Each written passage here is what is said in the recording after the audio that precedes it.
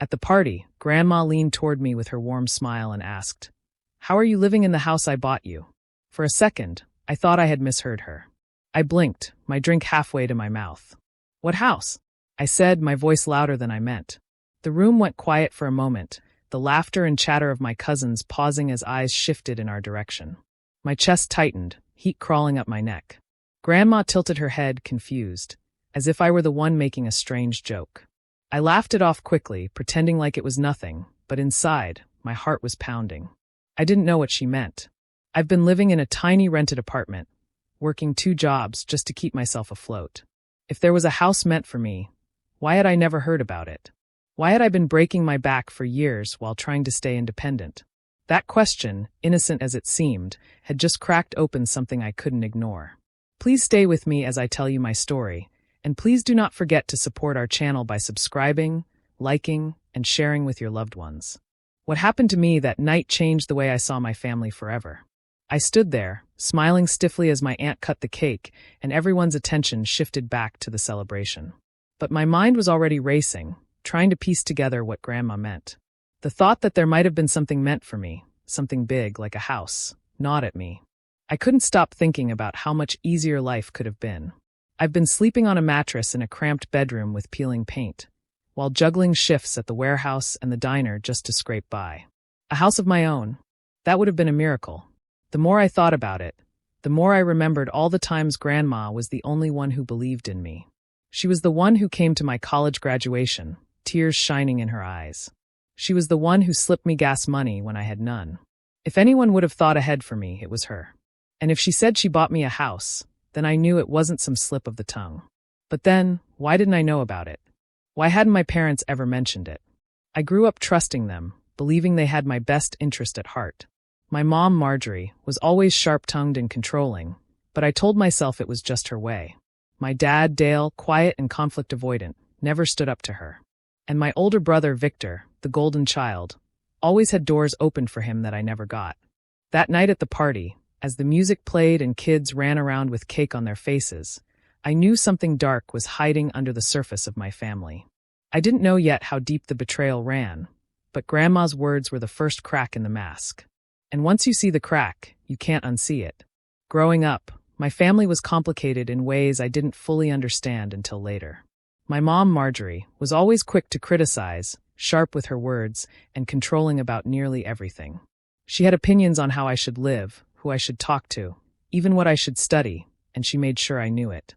My dad, Dale, was the opposite, soft-spoken, quiet, never wanting conflict. He mostly stayed in the background, letting my mom call the shots, and I respected him for it, even if it left me frustrated sometimes. Then there was Victor, my older brother. Everything seemed to come easy for him. He had charm, confidence, and the kind of luck I could never seem to get. Our parents made no secret that he was their favorite. When we were growing up, he got the new clothes, the better gadgets, even help with school expenses I had to cover on my own. I worked hard, saved every dollar from my part-time jobs in college, and still managed to support myself afterward. Victor, meanwhile, seemed to glide through life with doors opening in his path that I had to push open myself. Grandma Eleanor, on the other hand, was my anchor. She always believed in me, even when my parents were critical or dismissive. She encouraged me, helped me when I was struggling, and gave me a sense of stability I couldn't get anywhere else. She understood the difference between Victor and me, not as a competition, but as a reality I had to navigate carefully. As she got older, she started trusting Mom to handle the family finances and the properties she owned. I thought that was fine at the time. I had no reason to doubt her judgment. But after that party, when Grandma mentioned the house she supposedly bought for me, a seed of doubt grew in my mind. I started thinking about all the times she trusted Mom to manage things. Could something have gone wrong? Could the house, something meant for me, have been taken without me knowing? I tried to push the thought aside at first, telling myself I was just being paranoid. But deep down, I couldn't shake the feeling that someone close to me had taken advantage of my trust. The more I thought about it, the more I realized how little I really knew about the decisions made behind my back. Mom had always been in control, Victor had always benefited, and I had always been on my own. I had worked hard, sacrificed, and still, I might have been cheated out of something that was supposed to be mine. That thought burned quietly in my chest, mixing anger with disbelief. The trust one had placed in my family suddenly felt fragile, and I knew I couldn't ignore it. Something had been stolen from me, and I had to find out exactly what. A few days after the party, I found myself driving to Grandma Eleanor's house, trying to act normal. I smiled, made small talk about her garden and the weather, but my mind was elsewhere, spinning with questions I couldn't ignore. Every few minutes, I rehearsed what I would say, trying to sound casual even though my stomach was tight with nervous energy. Finally, I took a deep breath and asked, "Grandma, about that house, what did you mean the other day?" I tried to keep my voice light, like I was just curious, but the words felt heavy as they left my mouth. Eleanor paused, her eyes softening, and she motioned me to sit beside her on the worn couch. She began slowly, explaining that years ago, right after I finished college, she had bought a small 3-bedroom house for me. She had wanted to make sure I had a place of my own, somewhere I could start my adult life without the stress of rent piling up while I worked 2 jobs just to get by. Her words should have been a gift, something warm and wonderful, but instead, they hit me like a thunderclap. I had never heard a single word about this house before. Not from Mom, not from Dad, not even Victor. Grandma went on, saying she had trusted Mom to take care of all the paperwork, to make sure the deed was properly transferred into my name. That should have been the end of it, simple and straightforward. But clearly, it hadn't happened that way. My mind raced, trying to fill in the blanks. How could Mom have let this happen? Or worse, had she deliberately ignored it? And Victor, was he living there now, taking what should have been mine? I felt a tight knot in my chest. My grandma's gentle explanation had opened a door to something I couldn't turn away from. The idea that my parents and brother might have known about this house all along made my blood boil quietly. How many times had I struggled, trying to make ends meet, while something meant for me had been sitting there, possibly in their possession? The thought was unbearable, but I had to face it. Grandma watched me carefully, sensing my shock. She reassured me that she had always wanted the house to be mine, and that she had done everything she could. Her voice trembled slightly, and I could see the worry in her eyes. She had no idea that what she trusted Mom to do had gone so wrong. I left her house that day with my head spinning. Questions ran through me nonstop. When did they decide to hide this from me? Had Victor moved in right after graduation? How had Mom explained it to him? A quiet fire started to grow inside me, a mixture of hurt and anger, because I knew this wasn't just a mistake. It felt like betrayal. Something precious, meant for me, had been taken or hidden, and I had to uncover the truth. I knew then that this was just the beginning. The story my family had told me about fairness and care wasn't real. The real story was waiting, buried in deeds and lies, and I was determined to find it. I went to my parents' house that evening, my hands clenched in my pockets, trying to steady my racing thoughts. I had rehearsed what I was going to say, but nothing could fully prepare me for the storm I was about to walk into. The door opened, and Mom's sharp eyes met mine immediately. She smiled briefly, but there was a tension in the air I couldn't ignore. Dad hovered behind her, quiet as always, looking uneasy, like he knew this conversation was coming but didn't know how to stop it. I took a deep breath and asked directly, "Mom, Dad, did you ever tell Victor about a house Grandma bought for me?" Mom stiffened, her mouth tightening. "Clinton, how can you say that? You're being ungrateful. We've done so much for you over the years. You're turning everything into a fight." She folded her arms and looked at me like I was the problem. I felt my patience cracking, but I forced myself to stay calm. Dad didn't say anything, just shifted his weight from one foot to the other. His silence was heavy. I could see the guilt in his eyes, the small nods that said he knew more than he let on. It made me angrier. Then Victor appeared in the doorway, leaning casually against the frame, a smirk tugging at the corner of his lips. "Maybe you should have been around more after college," he said, his voice dripping with amusement. "Then you might have known what was waiting for you." His words hit me like ice. My stomach sank. He knew. He knew about the house. And judging by the way he said it, he'd been living in it. I stared at him, disbelief and fury mixing together. I wanted to shout, to shake them all and demand answers. The house that was supposed to be mine, that Grandma had saved for me, had been under their noses, and Victor was enjoying it like nothing had happened. Every memory of struggling to pay rent, every late-night shift I had worked just to make ends meet, all of it rushed back. The unfairness of it hit me in waves. Mom's face was tight, her lips pressed together, as if she could say anything to make me seem like the unreasonable one. Dad kept looking down, avoiding my gaze, his silence making the betrayal sting even more. And Victor, so smug and careless, was living comfortably in the place that should have been mine. I felt a mix of heartbreak and burning anger. I realized then that this wasn't just a misunderstanding or a small mistake. It was intentional, and I had been left out on purpose. The calm I had tried to hold on to melted away, replaced by a quiet, simmering rage. I knew I couldn't just walk away from this. I had to figure out exactly what had happened, who was responsible, and what I could do to reclaim what was mine. That night, I left their house with my fists clenched and my mind spinning. The betrayal wasn't vague anymore. It was real, and it was personal. I would get to the bottom of this, no matter how long it took. The next morning, I went to the county courthouse, trying to keep my nerves steady. I told myself it was just a routine visit, but inside, I felt a mix of fear and anticipation. I didn't know what I would find, and part of me worried I wasn't ready for the truth. The records room smelled faintly of paper and old ink, and I could hear the soft murmur of clerks moving between desks.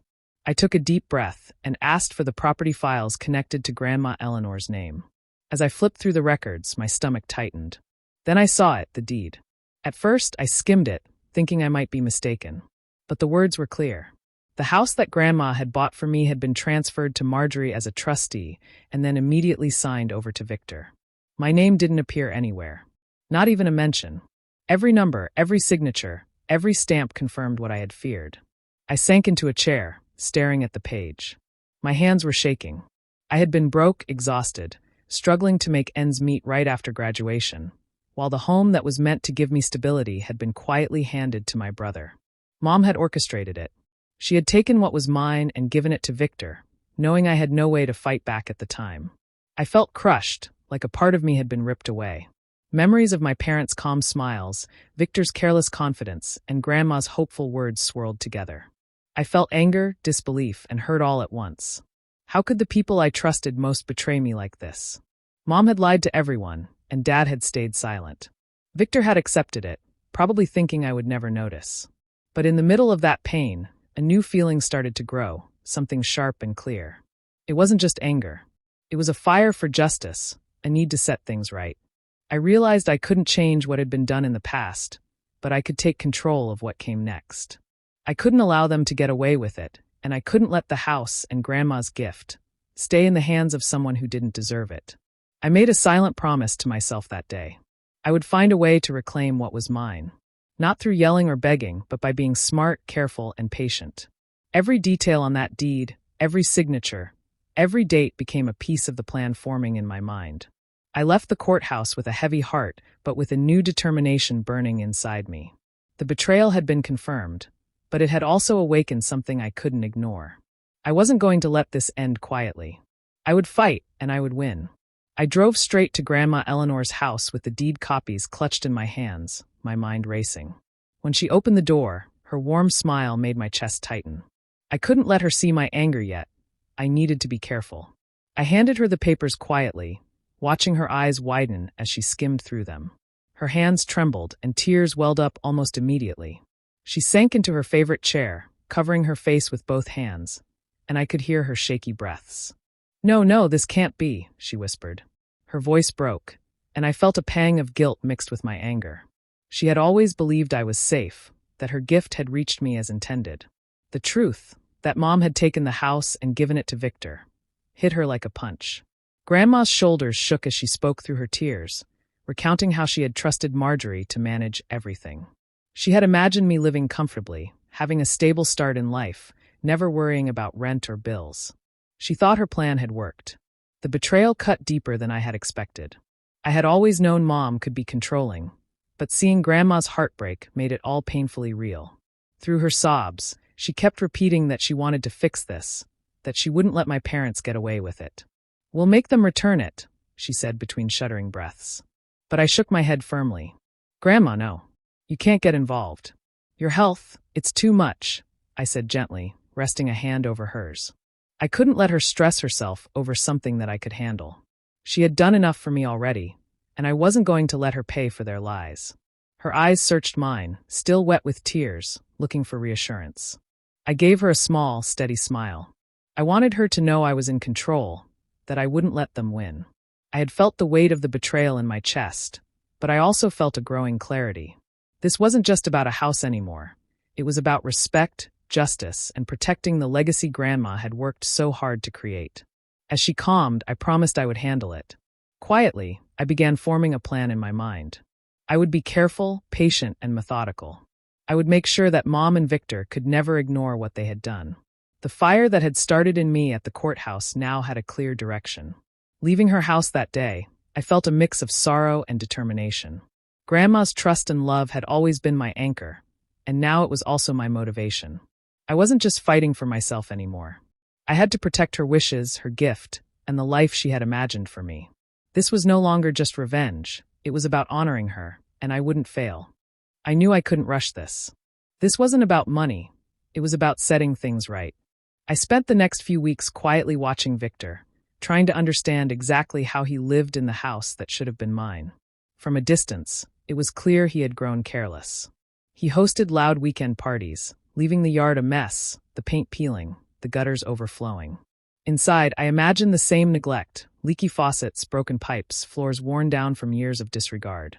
Every detail built the picture I needed. I started talking to neighbors, keeping it casual, as if I were just curious about the neighborhood. They told me things I hadn't expected. Victor had been late on property taxes multiple times.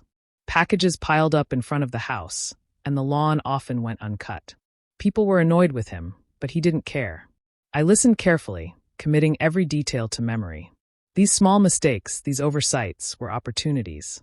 I drove past the house at different times, noting when parties happened, when maintenance was ignored, and when Victor's arrogance made him careless. I didn't confront him or act hastily. I just observed, letting the pieces fall into place. Every late payment, every unkempt corner, every careless action built a case I could use. I realized he had been handed something valuable, but had no idea how to protect it, and that made me feel a quiet satisfaction. I made lists, organized the information, and started planning. I didn't want to yell, fight, or make things messy. My goal was precise: let his own mistakes work against him.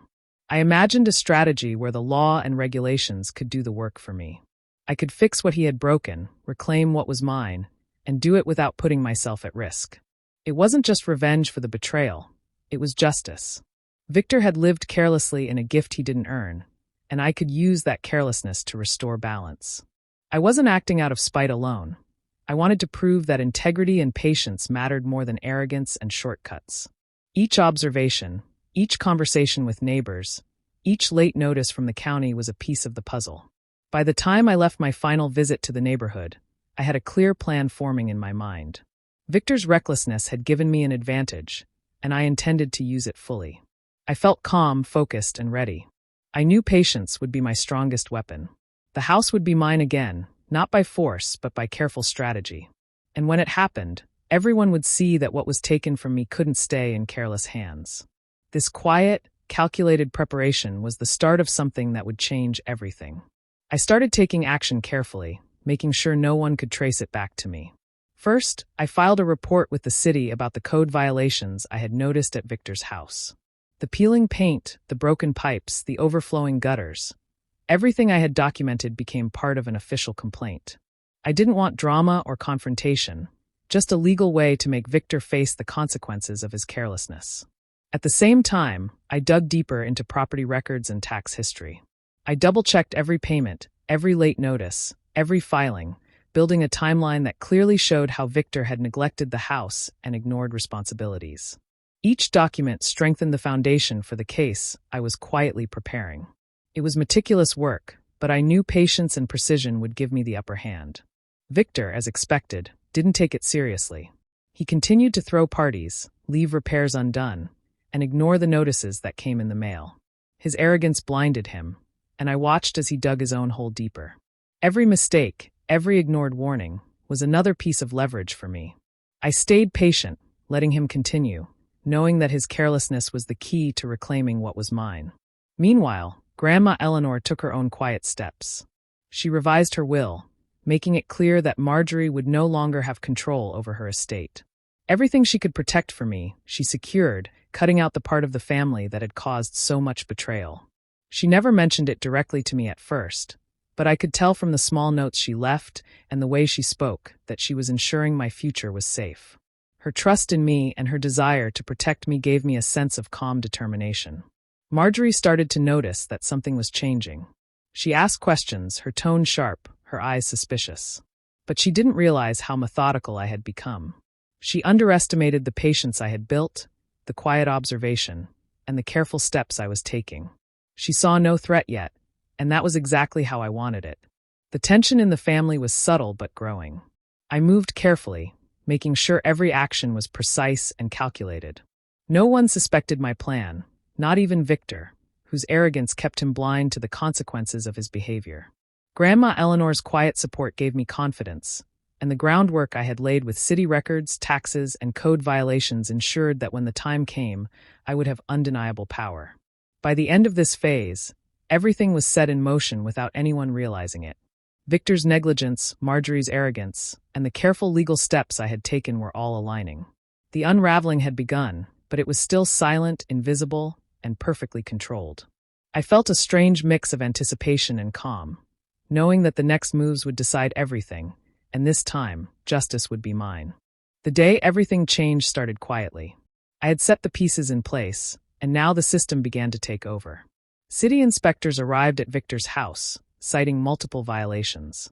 The peeling paint, broken pipes, neglected yard, and other issues I had documented were officially noted. I watched from a distance as the officers went through the property, writing reports and taking photographs. Victor couldn't ignore them anymore. Within days, the fines started piling up. Unpaid taxes combined with code violations added up to a staggering amount. Victor called friends and neighbors, trying to complain or find a way out, but it was too late. Every corner he had ignored, every responsibility he had skipped, was now working against him. He had no choice but to face the consequences. I made my move carefully. Using a separate LLC I had set up, I purchased the tax lien quietly. It was a legal, calculated step that gave me control over the property without confrontation. Through this loophole, my house, was effectively back under my authority. I stayed calm, watching as the plan I had worked so long on finally began to unfold. When Victor found out, his reaction was explosive. He stormed over, red-faced and yelling, accusing me of betrayal, claiming I had schemed behind his back. I stood my ground, keeping my voice steady. "You stole from me first. I'm just taking back what was mine," I said, letting the truth hit him like a weight. The anger in his eyes was fierce, but he had no way to argue. Everything he thought was secure was crumbling because of his own carelessness. Mom couldn't contain herself either. Marjorie screamed, blaming me, calling me ruthless and ungrateful. Her words bounced off me. I had expected this. But then Dad, quiet and hesitant for so long, finally spoke. "He's right," Dale said softly, almost as if admitting it for the first time. His voice carried a weight that silenced the room for a moment. The family's carefully maintained balance was shattered. The rift that had been growing quietly for years now opened fully.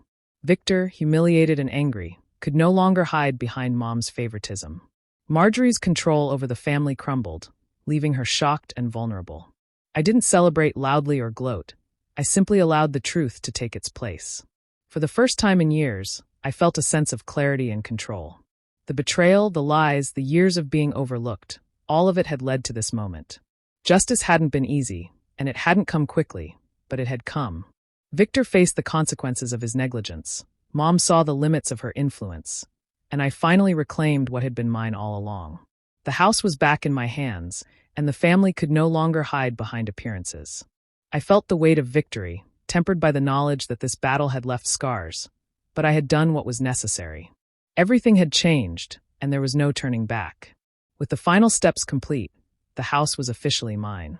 The deed now reflected my name, and Grandma Eleanor's eyes shone with quiet pride. She smiled gently, relieved that the home she had worked so hard to provide for me was finally in the right hands. Seeing her peace made every moment of planning, every careful step feel worth it. Victor had no choice but to leave. His arrogance and carelessness had caught up with him, leaving him broke and humiliated. I watched from a distance as he packed up, the smugness replaced by frustration and shame. He had taken what wasn't his, and now he faced the consequences. Marjorie, furious at losing control and seeing her favored child defeated, refused to speak to me again. She clung to Victor emotionally, leaving me to navigate the aftermath with caution. Dad, for the first time, showed a flicker of shame. He tried to reach out, his voice quiet, hesitant. "Clinton, maybe we can talk?" But I had learned to protect myself. I kept my distance, knowing that some things couldn't be easily fixed. Trust, once broken, doesn't return overnight. I listened politely but held my ground, understanding that reconciliation would take time, if it ever came at all. The house itself became my refuge. I spent weeks fixing the damage Victor had neglected, patching walls, repairing leaks, cleaning the yard, and giving it the care it deserved. Each task was a small victory, a way to reclaim not just the property but the dignity that had been stolen from me. Slowly, the house transformed into a space of calm and order, reflecting the effort and care I had put into it. Evenings became the most meaningful time. Grandma Eleanor and I would sit together in the living room, sipping tea, talking quietly, and enjoying the home she had dreamed for me. Her laughter filled the rooms that had once been empty, and I felt a deep satisfaction knowing she finally saw her gift honored. This wasn't about revenge for revenge's sake. It was about justice, restoring what had been taken, and proving that integrity mattered. As I looked around the house, I realized how much this journey had taught me. Patience, careful planning, and staying true to myself had made all the difference. The betrayal had hurt deeply, but the outcome showed that reclaiming what is rightfully yours is always worth the effort. The house was more than bricks and walls. It was a symbol of fairness restored, a quiet triumph for both me and Grandma, and a reminder that justice, when carefully pursued, can heal even the deepest wounds. Do you think I made the right choice by reclaiming the house from my family, or should I have tried to forgive them and move on? I'd love to hear your thoughts in the comments. I'm really curious to know what you think. And if you want more stories like mine, don't forget to subscribe and hit the notification bell so you won't miss any of them.